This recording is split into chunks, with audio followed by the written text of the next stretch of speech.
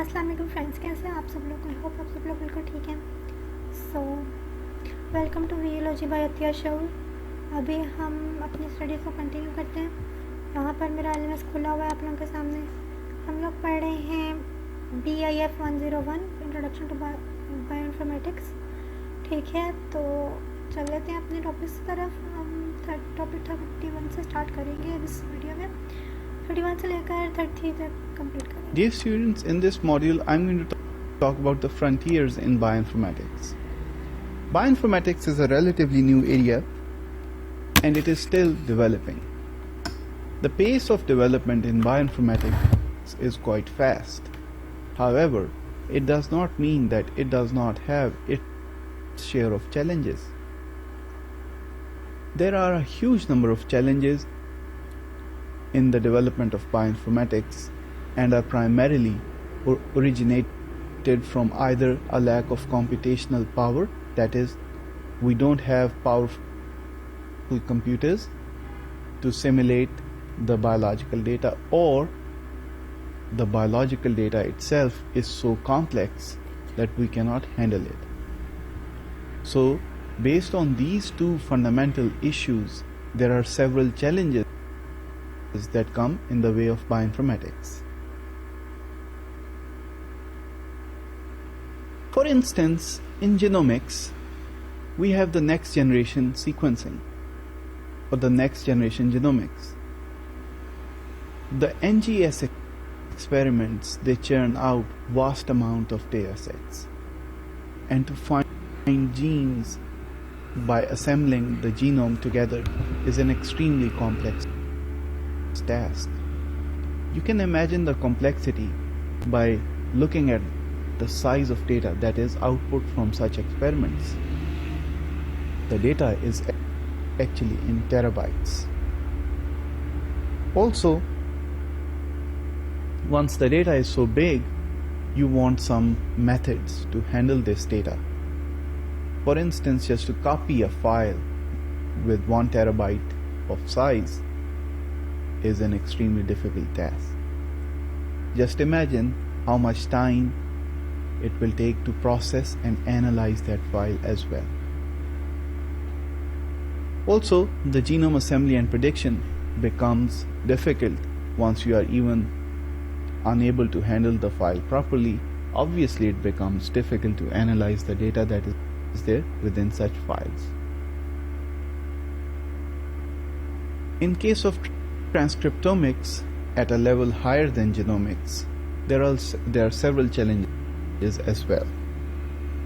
For instance, several RNAs have been discovered. The types of RNA and the role they play within the biological life is extremely complex.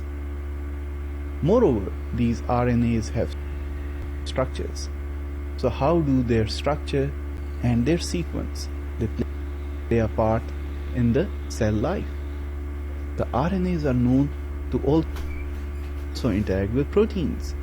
So how do their interaction vis-a-vis their structural interaction goes? How can we model them? Bioinformatics is very helpful in doing it, but still there are lots of challenges that are lying in this field.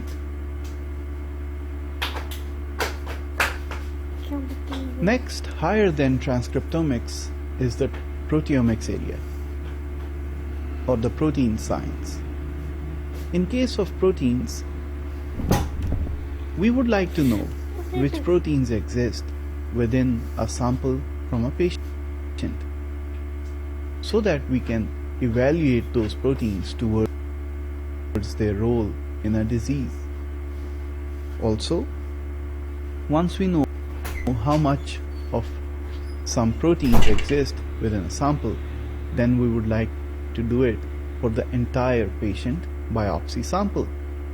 This is called large-scale proteomics, wherein you just take a sample from the patient and you analyze the entire set of proteins that are there within the sample. This is very crucial for studying diseases such as diabetes. Also, once you identify which proteins are there, you still want to know which post-translational modifications are there on each of those proteins. So these challenges are computationally hard as well as biologically complex, and they represent the frontier in bioinformatics.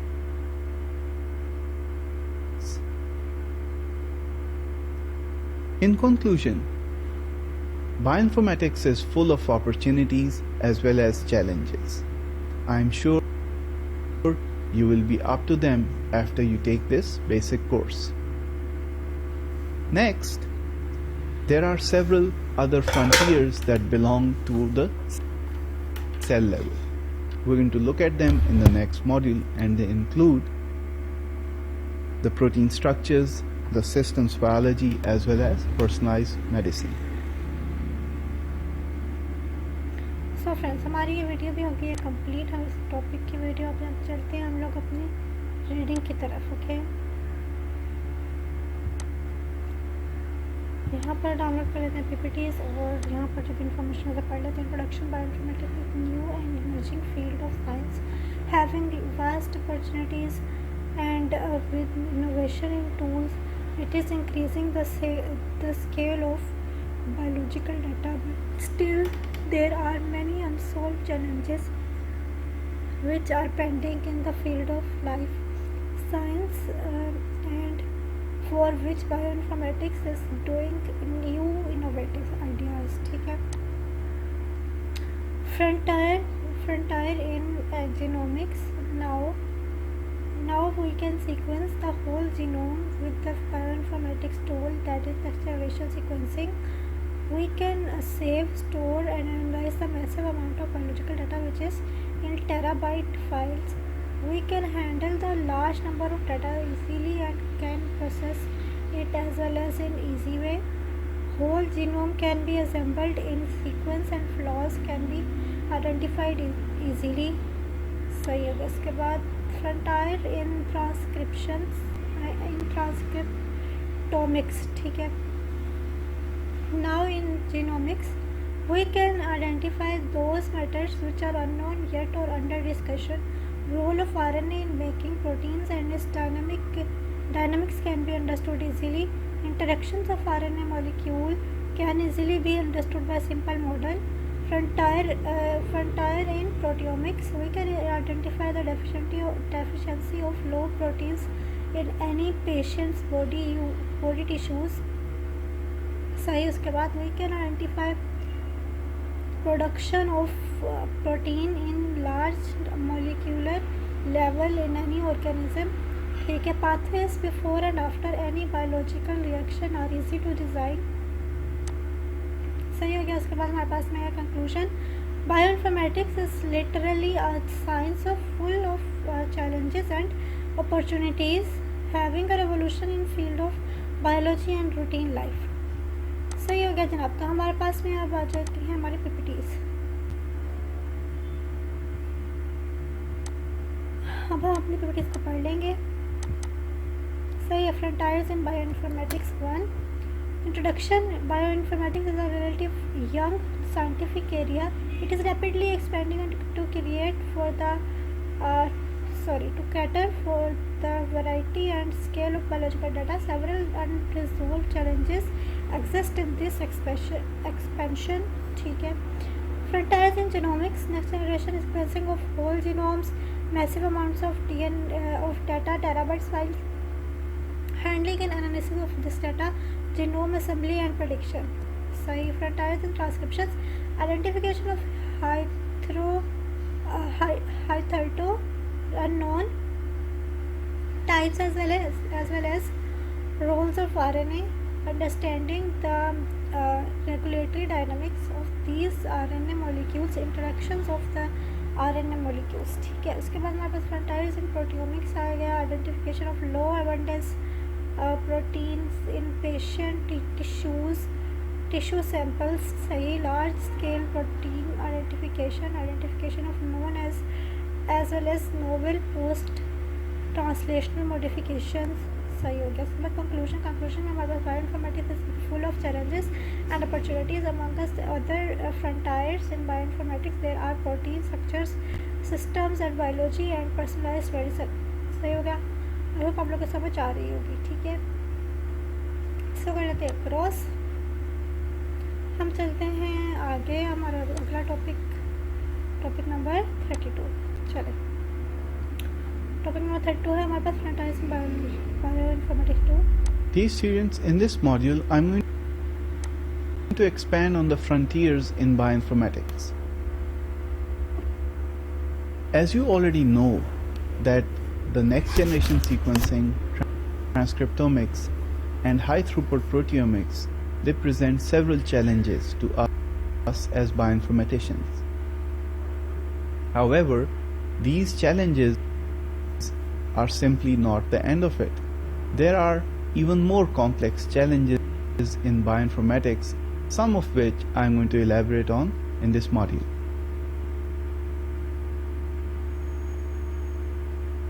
You know that the proteins are 3D objects. They are folded in their natural environment and they perform specific functions.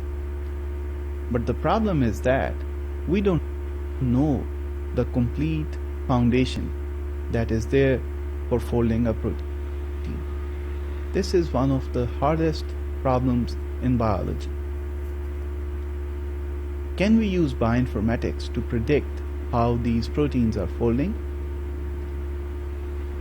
It can be a very interesting idea.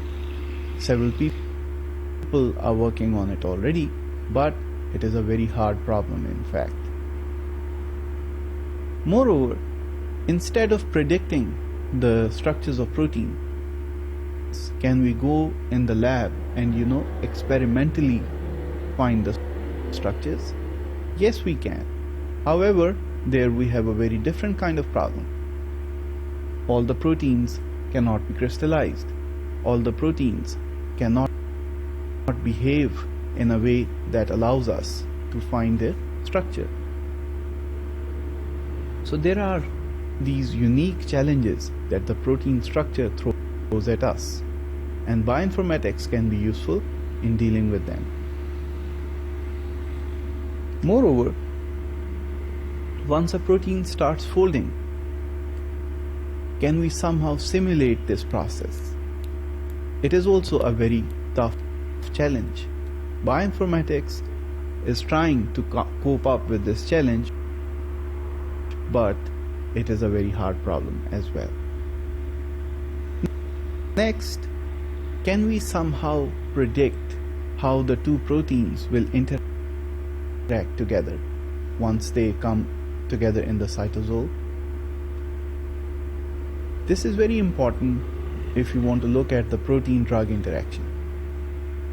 Therefore, this is also a very important challenge which bioinformatics is yet to handle.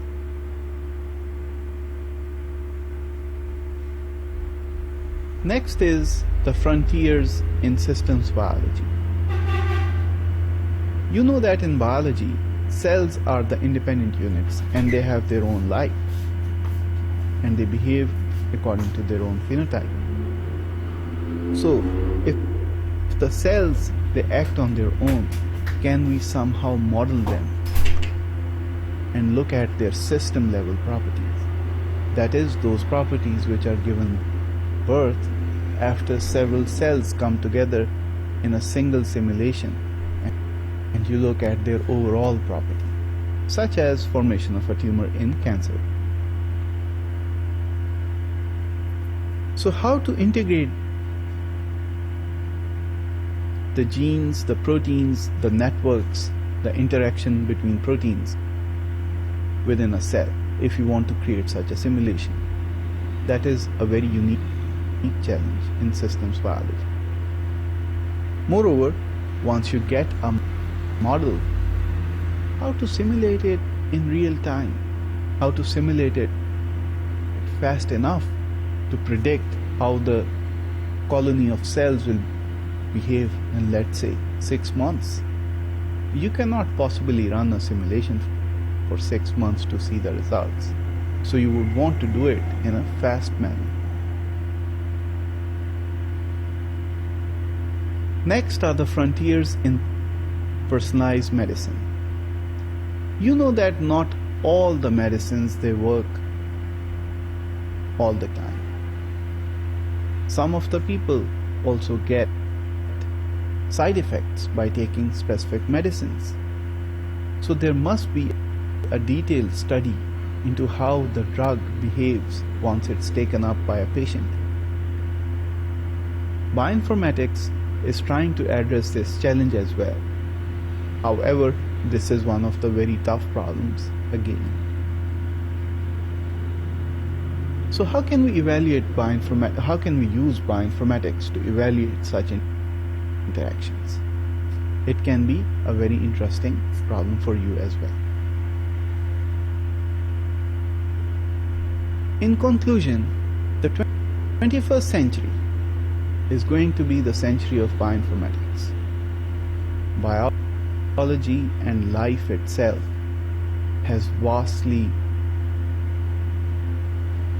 spans of misunderstood or totally not understood portions, and we want to understand those portions in light of high throughput data from genomics, proteomics, transcriptomics, and other new areas in bioinformatics.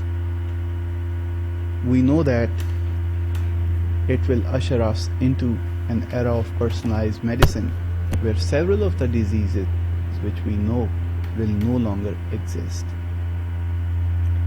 So friends, हमारी topic number 32 की video भी होगी complete. ये भी है frontiers in bioinformatics 2. तो अब चलते हैं हम अपनी रीडिंग की तरफ. रीडिंग में जनाब प्लीज़ को कर ले download. Introduction. Frontiers in bioinformatics includes next generation genomics, transcriptomics, proteomics. ठीक है. Frontiers in protein structure.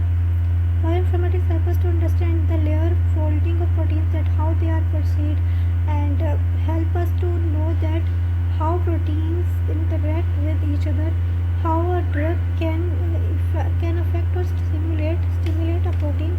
Protein structure also relate with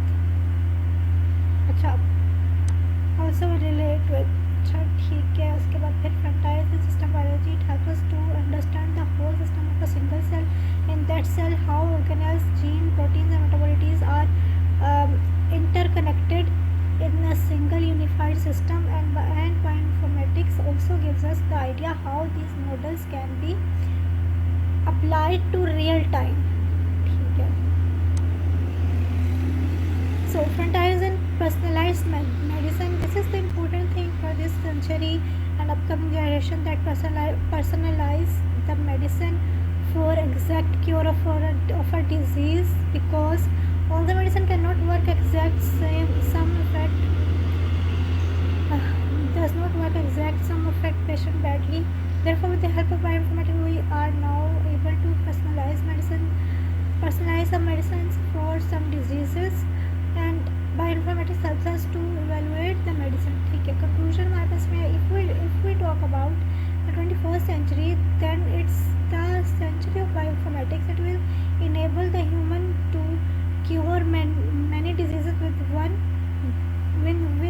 drug by personalizing it. ठीक है. चल लेते हैं आगे.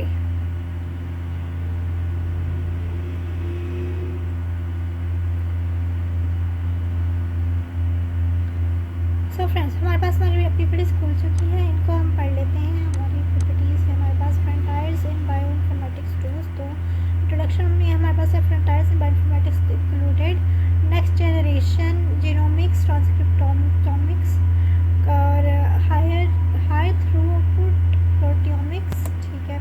Frontiers in protein structure. Accurate solution of protein structure is one of the toughest problems. How to determine protein structure, how to predict protein structure. सही.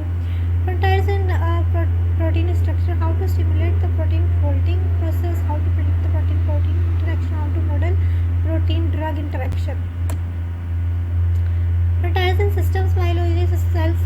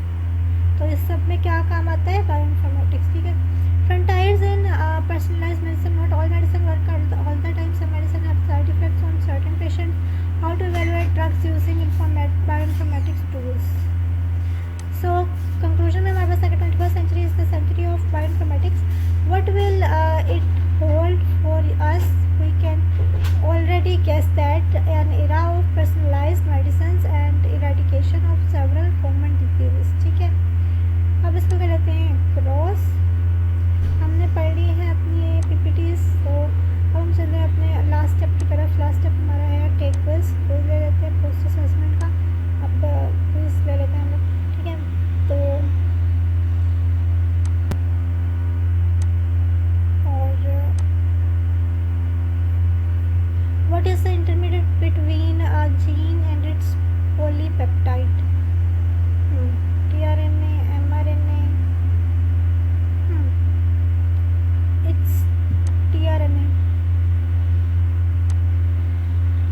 After transcribing into RNA, the gene is spliced out of the genome.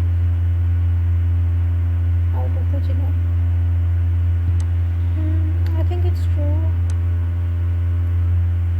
Well, कोई भी सही नहीं हुआ, कोई बात नहीं, retake करेंगे.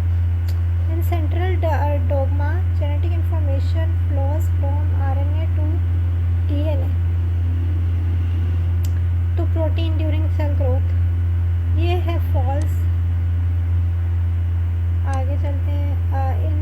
In life sciences, 21st century is the century of bioinformatics. True. बहुत है correct. Yes.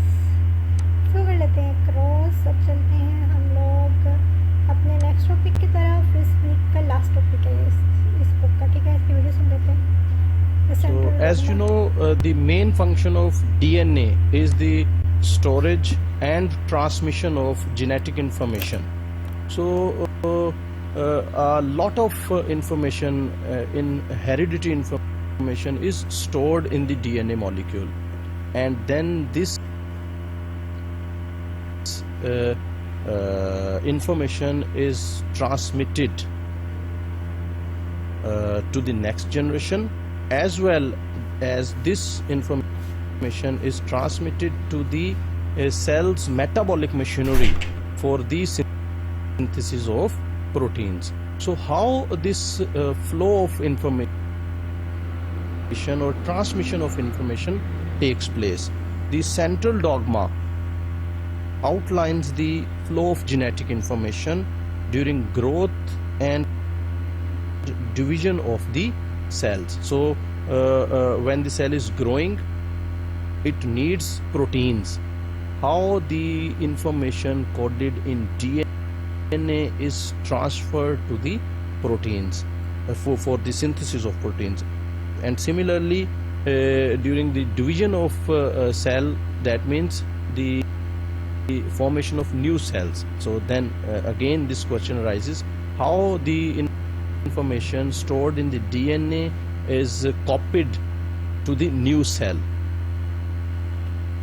Genetic information flows from DNA to RNA to proteins during cell growth.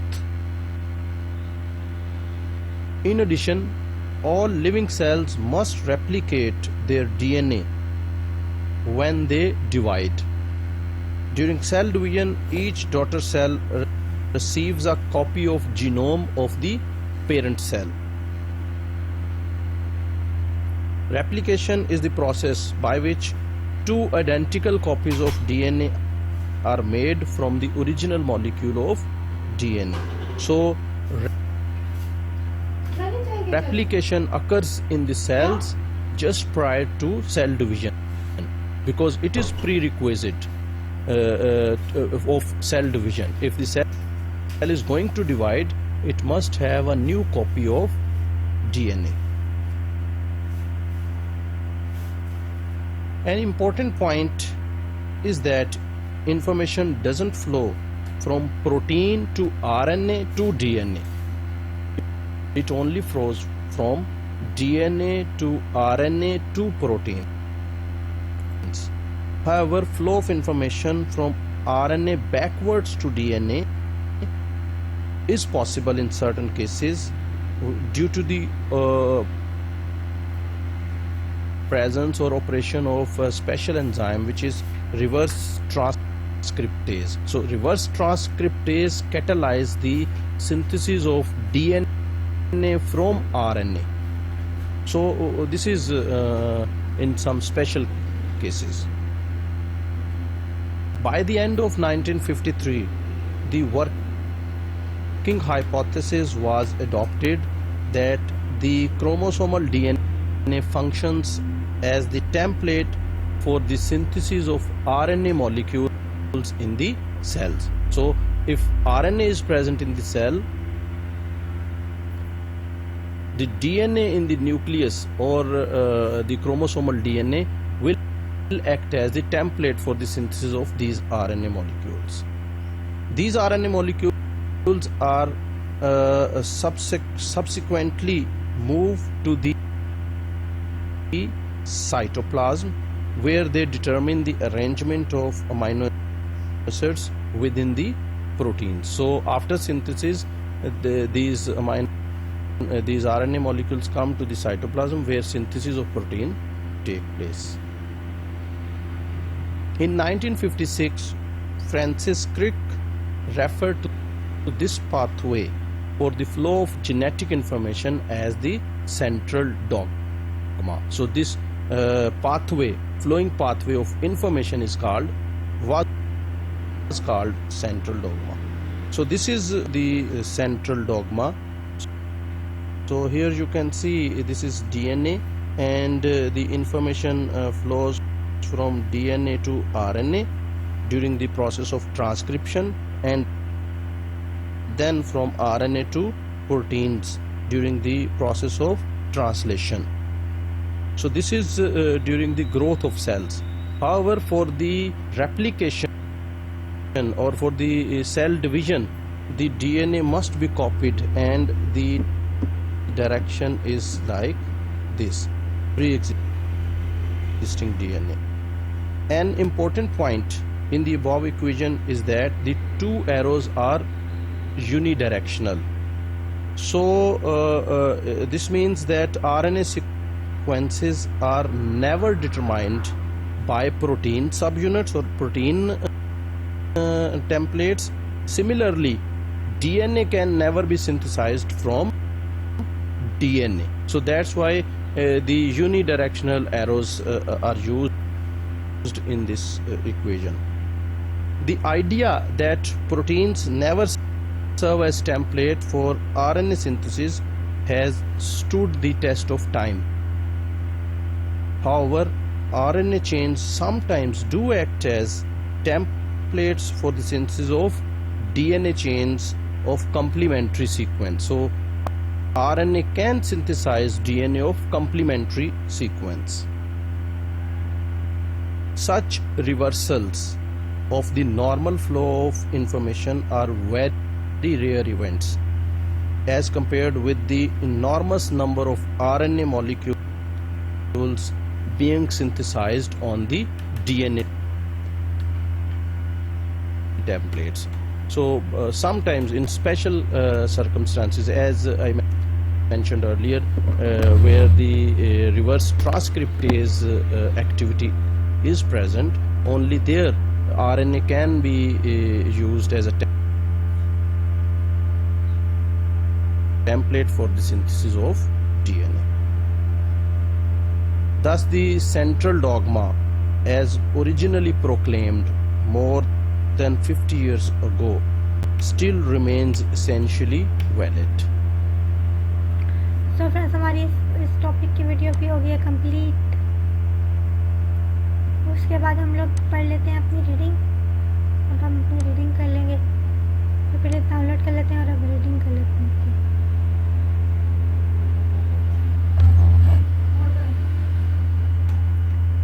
The central dogma outlines the flow of genetic information during growth and division of the cells.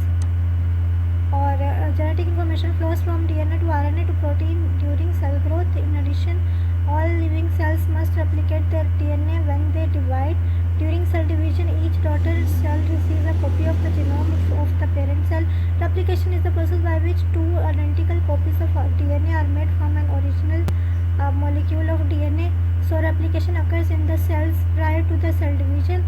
An important point is that information does not flow from protein to RNA or DNA. However, flow of information from RNA backwards to DNA is possible in certain special circumstances due to the operation of reverse transcriptase. ठीक है, इसके बाद हमारे पास आ जाता है by the end of 1953 the working hypothesis was adopted that chromosomal DNA functions as the template for the synthesis of RNA molecules. These RNA molecules subsequently move to the cytoplasm, where they determine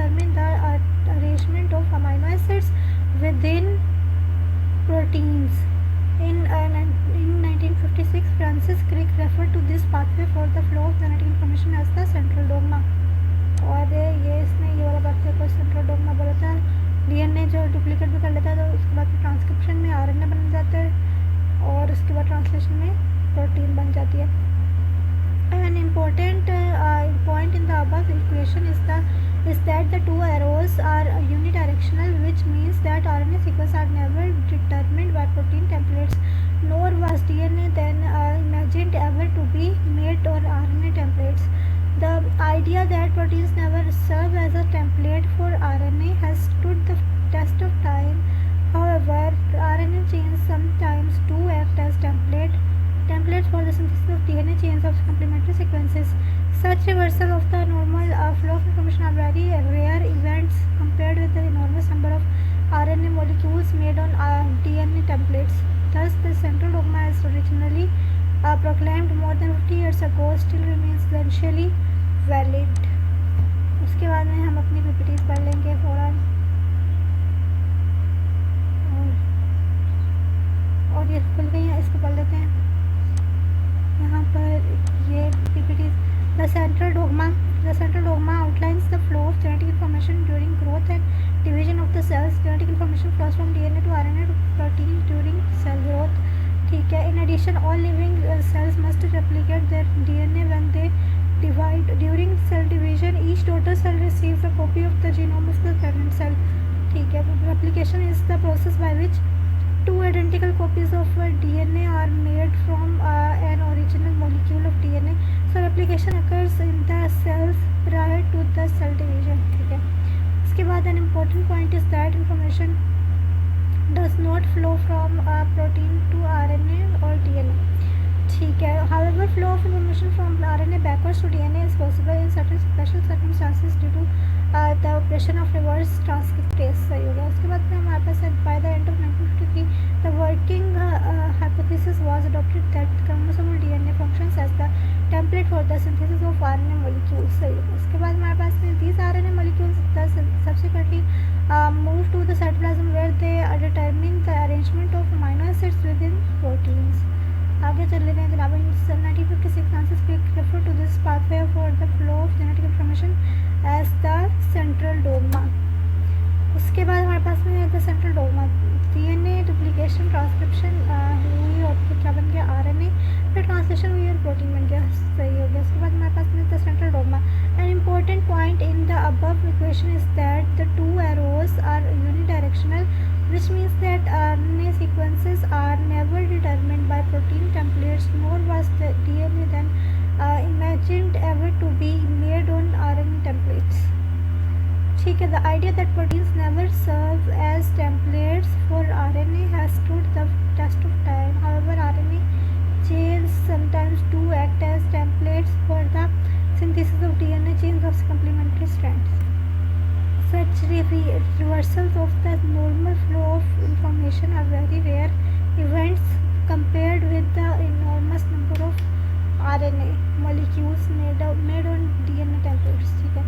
सब हमारे पास में 10 the central dogma is originally proclaimed more than 50 years ago still remains essentially valid. So ये topic तो अच्छे से हो गया समझ. अब हम लास्ट स्टेप हमारा post assessment take quiz start quiz. Central dogma is also known as cell division.